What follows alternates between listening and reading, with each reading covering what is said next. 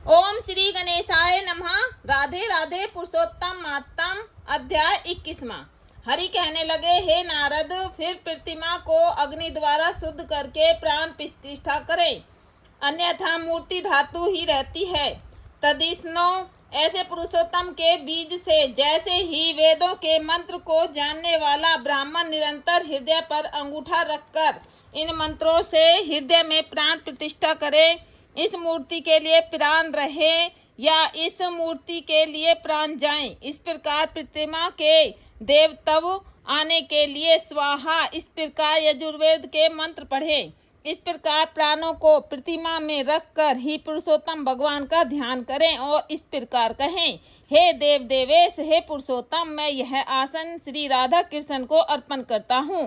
गंगादिक सब तीर्थों से प्रार्थना करके मेरे द्वारा लाया हुआ यह जल सुख से स्पर्श करने योग्य है। भगवान पाद के लिए ग्रहण करो।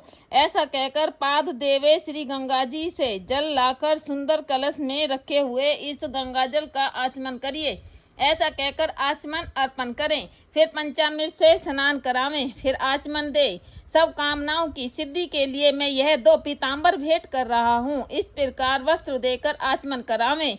हे नारद, इस संसार सागर से आप मेरी रक्षा करें। ऐसा कहकर अंगोच्छा सहित यह यज्ञोपवीत ग्रहण करें। ऐसा कहकर यज्ञोपवीत अर्पण करें। हे श्रेष्ठ, सुगंधि युक्त मनोहर दिव्य चंदन के विलेपन को प्रीति के लिए ग्रहण करें। ऐसा कहकर भगवान को चंदन लगाएं। हे पुरुषोत्तम, शोभायमान अक्षतों को ग्रहण करिए। ऐसा कहकर अक्षत चढ़ावें। इस प्रकार के शब्दादि 24 मंत्रों से नाम के अंत में चतुर्थी विभक्ति लगाकर प्रत्येक अंग की पूजा करें। फिर पुष्पादि ले हर एक वस्तु से पुरुषोत्तम का पूजन करें।